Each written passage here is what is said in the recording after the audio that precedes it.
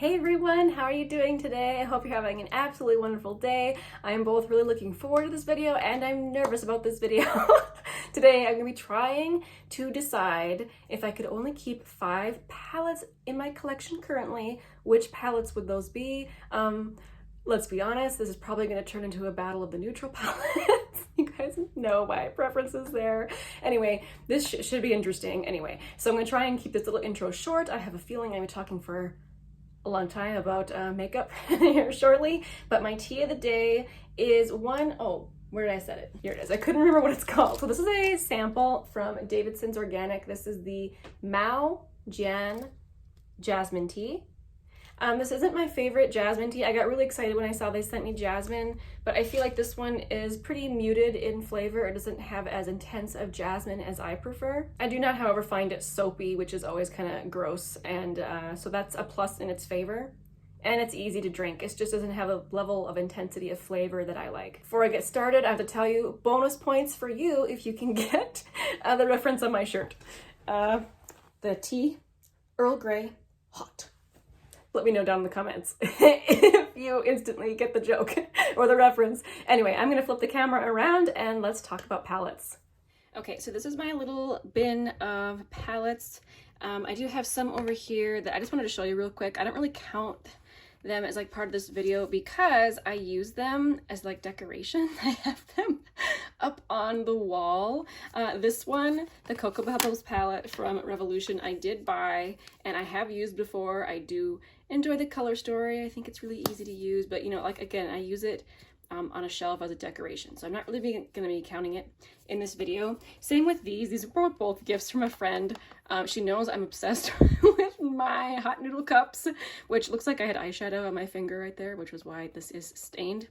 Oops, need to wipe that down. And she just gave me this one like with the llama on it. I actually haven't tried the formula of the eyeshadows in these. I know someone was just recently asking me.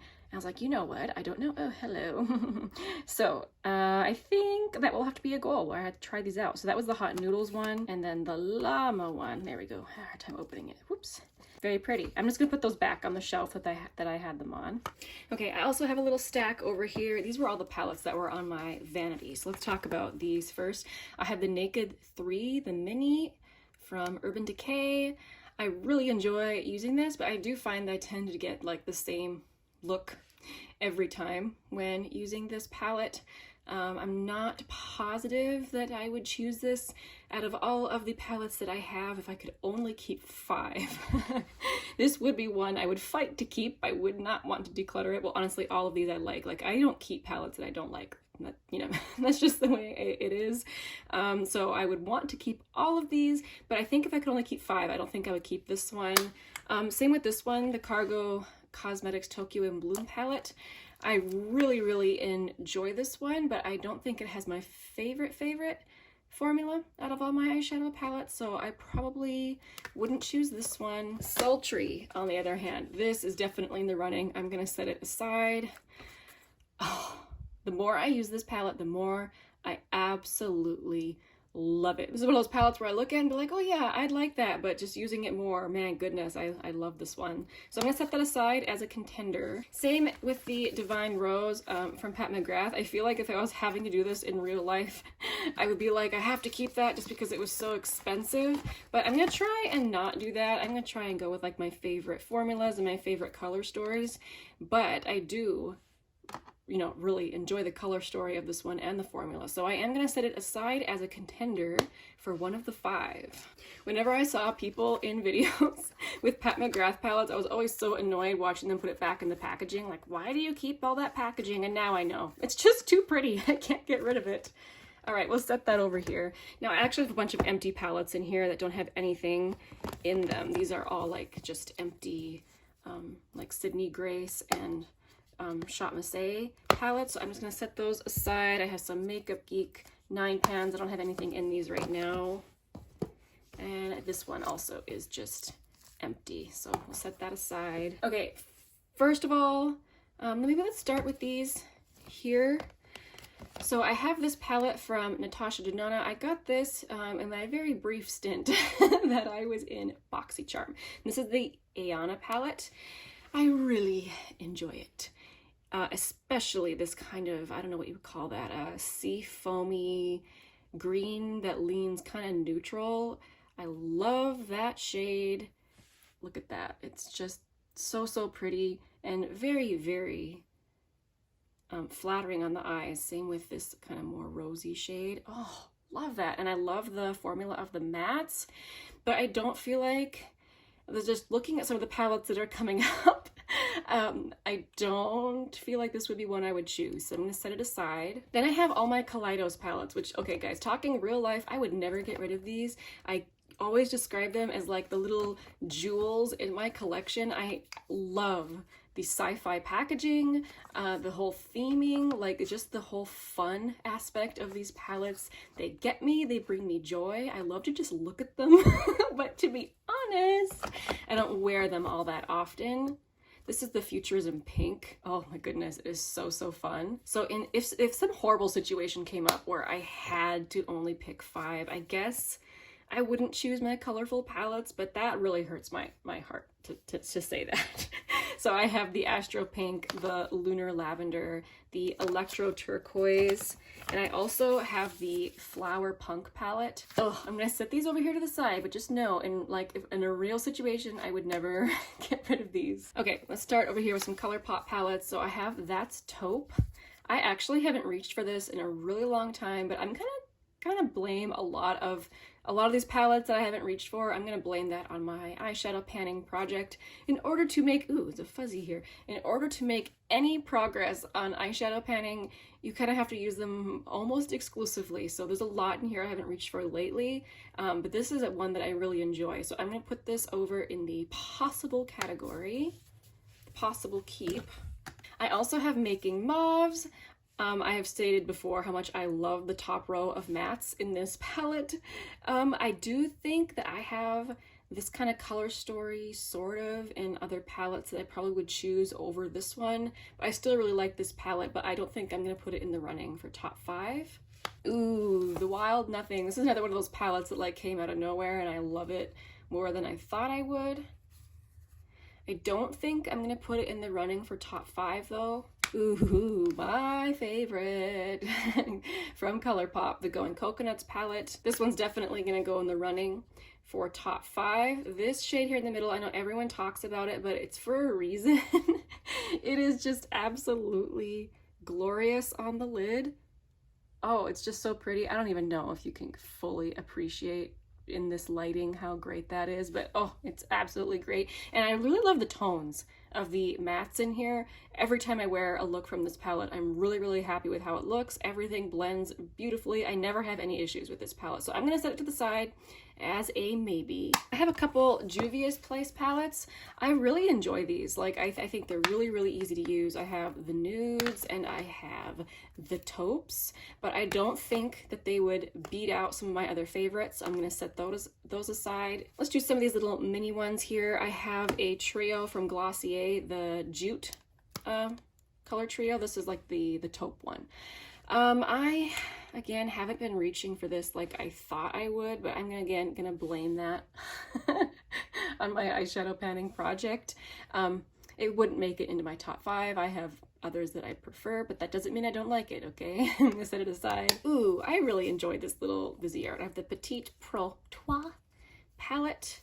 I love the formula. I don't think it's my perfect color story, however. I do have other color stories that I prefer, but if I could have all tiny palettes like this, that I would go for it. I love little palettes. It's so, so cute. These were gifts from a friend. I have some little palettes from iHeart Revolution. So this is the Rocky Road palette, and this one is the Pistachio Cream palette. I have fun playing with these. They have some different color stories than I would normally go for, but again, they're not my like everyday color stories, so I probably wouldn't choose these ones. Now let's talk about, oh, this is gonna be hard. This is gonna be hard. Okay, so from Profusion, I have the Bear and the Nudes. Oh, that's really hard because these are very nice neutral palettes. I guess we'll just set them over here to do the battle of the neutrals in just a little bit here. Lorac Unzipped, absolutely. I can tell you right now this is going in the top 5, but I'll put it over here in the maybe pile. Ooh, my Persona Identity palette. Oh, so fabulous. Let's swatch just a couple. I'm trying to remember which finger I put it on. Oh, they're so good. Mattes are so blendy. Absolutely. This goes over here in this pile. Okay, so this is I think it's the only Too Faced item I own in my entire collection. They're usually a brand I kind of avoid, but I really was drawn to this palette. I really enjoy the color story, and the formula of the shimmer has actually really surprised me. They can be kind of topperish, but in a fantastic way. I mean, I love topper shadows. I feel like they can give kind of that wet look effect, and I feel like that is what a lot of these do. So yeah, I think I'm gonna put this in consideration pile. Oh, Master Palette by Mario. I've been thinking this palette is getting so old, I might have to retire it soon. I'm not quite ready. I feel like the shadows still perform beautifully. Like, I don't think there's any reason to retire it yet. Definitely going in the consideration pile. My Subculture palette from Anastasia Beverly Hills. This one wouldn't be one that I would choose. I mean, it's very different from everything else that I own, but it's just, I just very rarely reach for it, so that wouldn't be one I would pick. This is a palette I feel guilt about. This is the Narvina Anastasia Beverly Hills palette. By guilt, I mean I feel like I really should use this more often, just looking at it, and I know it's a color story that I'm into, and when I first got it, I made sure to use every shade and, you know, really give it a good test, and I don't know, I just haven't really used it. And again, I'm going to blame Penlow's eyeshadows. So since I don't have the love for it at this exact moment that I do for other palettes, I'm not going to put it in my top 5. Just know that maybe at some point when I can finally put more focus on this palette, I might change my mind and think that this is the best thing ever. But at the moment, it's going over here. Man, I'm going through this much faster than I thought I would, but the hard part is coming up, going through that pile. Okay, so we have my Tartelette in Bloom palette. This is definitely, why can't I get this open? This is definitely going in the possible pile over there. And same with the Tartelette Juicy palette. In case, I just don't want anyone to get confused. But so I'll repeat again what I said before about this palette. Oh my goodness, I'm having struggles today. So this particular Juicy palette is discontinued. They came out with a smaller version of this. It has mostly the same shades. They just took out some of the neutrals. So I love this one. It's going in that pile.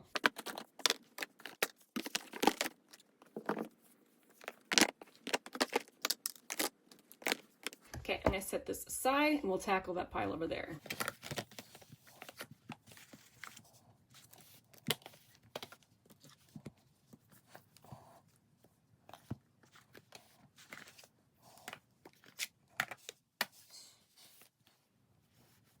Oh dear.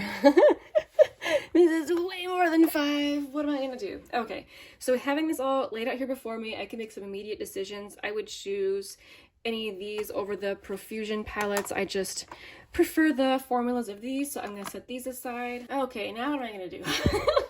Maybe let's compare similar tones and color stories. I don't think I have any actual dupes going on here, but let's compare, like, for instance, That's Taupe and the Sultry palette. So, kind of same vibes, right? Cool toned, not at all similar, I would say. I guess between the two, I would probably take Sultry. So, as much as I don't want to, I'm gonna set That's Taupe aside and keep out Sultry. Well, let's quick compare these Tarte palettes. Oh goodness, okay, so while they both contain neutrals, they actually do not have a similar color story at all. Oh, there's me. Hello. Oh no, what would I do with these? I think if I was really trying to pare down like that, I would probably just keep this one just because it's smaller. Does that make sense? I tend to go for smaller palettes. So as much as I don't want to, I'm gonna set this one aside and keep out In Bloom. Okay, we're starting to get somewhere, For sure, the Lorac palette is one that I would choose. There's something about these tones. This rosy palette is absolute perfection. on my skin tone and for my eye color, and I love the way they lay on the lid. They don't ever make my lids look crepey. I really hate that look. And they just blend so beautifully. I love these mattes over here. Every single time I create a look with this palette, I love it. I love. I don't know if I could say that again. I mean, have I said it enough? No. So this would be one of the 5. I'll set this over here. Oh goodness, I'm just sitting here staring at these. I don't know what I'm gonna do. Let's open them. Ooh, here's another really good rosy toned palette. And again, it has different textures than some of my other palettes do. I think as of this moment, if I had to choose just 5, this wouldn't make the cut, but that doesn't mean I don't really like it. Okay, so I'm gonna set this one aside. 1, 2, 3, 4, 5, 6, 7. Okay. Oh no. Let's open the Pat McGrath palette here so we can compare to everything else.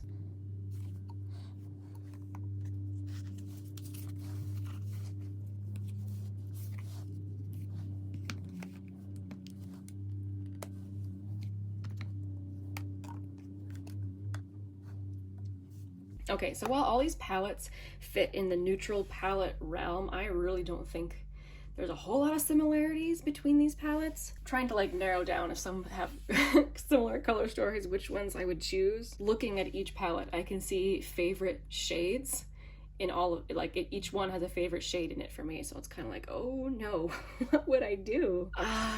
Let's compare that to this Tartlet in Bloom. They both have a really nice taupey shade. This one in the Persona and this one in the Tarte. Let's quick swatch them side by side. Okay, so the shade Seductive from Persona.